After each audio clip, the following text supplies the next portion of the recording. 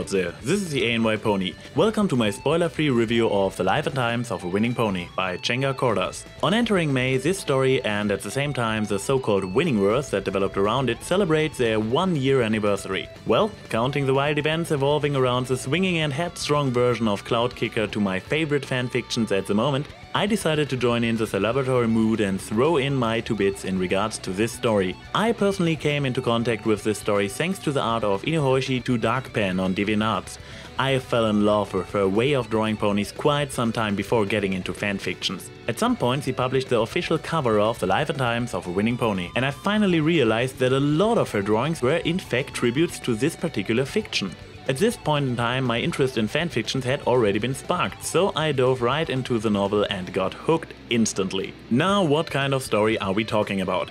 FIMFiction categorizes a story as romance, comedy and slice of life. Well, this may be a fitting description for the early chapters, but as the story continued, those 3 labels are not doing it justice anymore.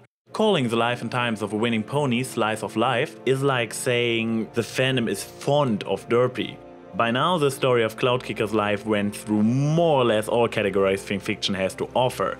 Well, maybe not crossover or human, but there are chapters worthy of labels like sad, adventure or even dark. So even the novel starts out pretty casual and also a bit saucy. Be prepared to experience some tense moments, startling revelations and sometimes increased amount of liquid in the general area of your eyes.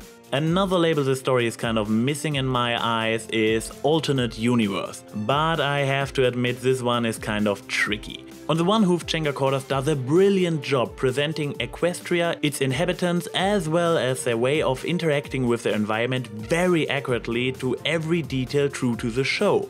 It is even so close to the show that it does not only take place parallel to events in the later 2nd season and maybe references them every now and then, but actually does take place during those events.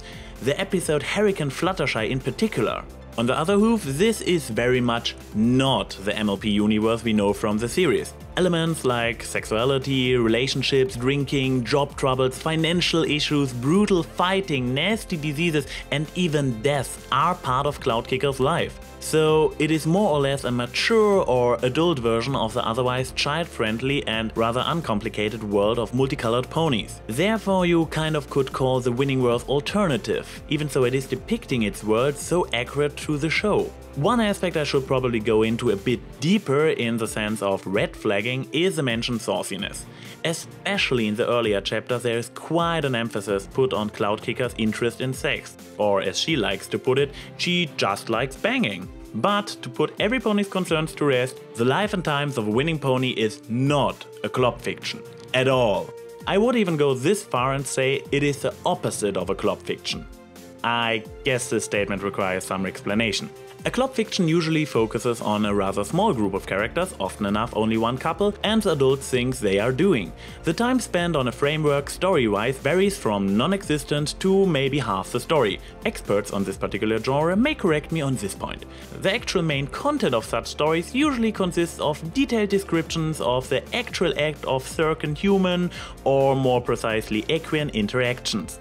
The Life and Times of a Winning Pony, on the other hand, presents a rather large cast, spends a lot of time on developing the characters, their relationships, and tells a rather complex story including humor, drama, tragedy, action, love and, well, sex. But the scenes in question are always limited to maybe a hint of foreplay and a simple phrase like "and then we banged." No detailed descriptions, not even the mentioning of certain private body parts. But still, if the simple idea of non-human, often enough same-sex intercourse and an undeniable sexual tension within the story does not sit well with you, you should probably give this story a pass. Every pony else who is okay with a not so subtle sexual hint every now and then, or maybe even is intrigued by such prospects, you are up for one hell of a ride. Another, I wouldn't even call it red flag, but most certainly an aspect you should be aware of when approaching this story, Cloudkicker is a total dude. Not in a biological way, of course. She is as much a male as you can be. but she shows certain character traits that are usually associated with us guys. Being very open and casual about sex, not to say a bit obsessed to the point where she gets very easily distracted when anything hot is going on around her, acting stoic all the time and feeling the need to be a protector, being a little bit insensitive and sometimes even stupid in regards of the emotions of the ponies close to her or how certain actions might be taken by others. These kind of things.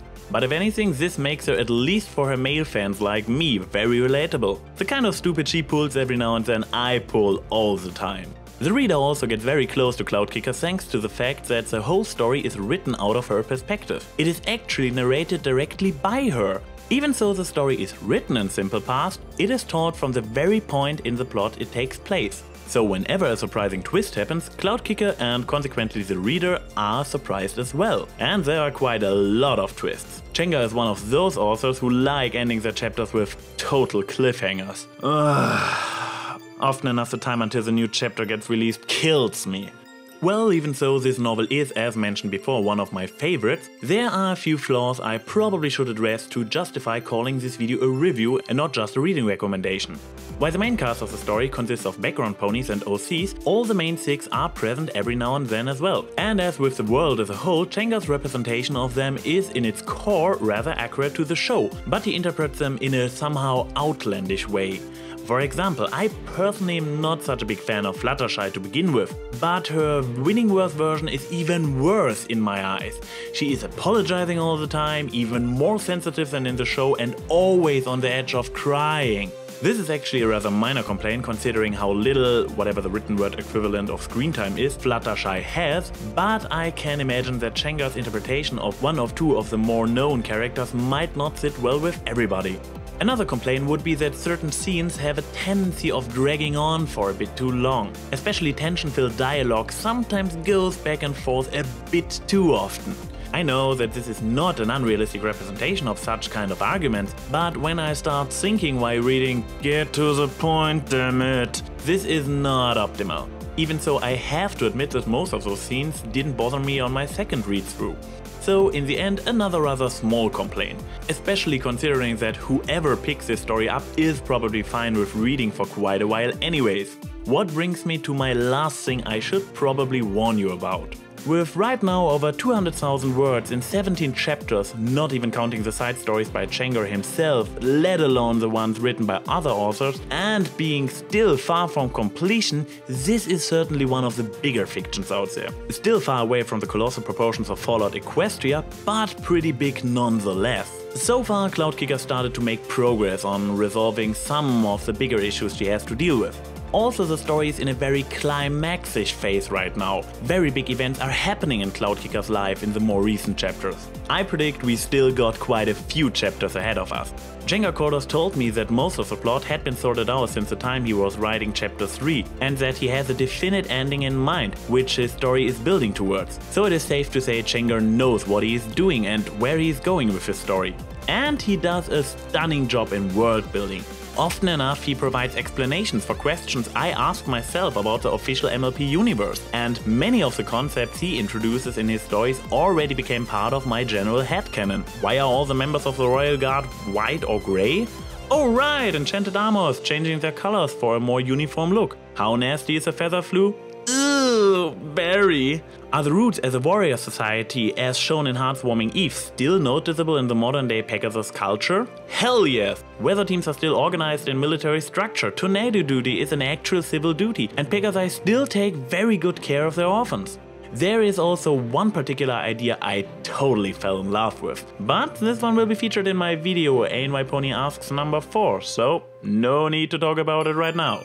In conclusion, if you like what I told you about the life and times of a winning pony so far, you should really give it a shot. Even so, I'd advise you to read The Incredible Dense Mind of Rainbow Dash first. It is more or less a prologue to the big one, and Life and Times pretty much starts off where The Incredible Dense Mind ends.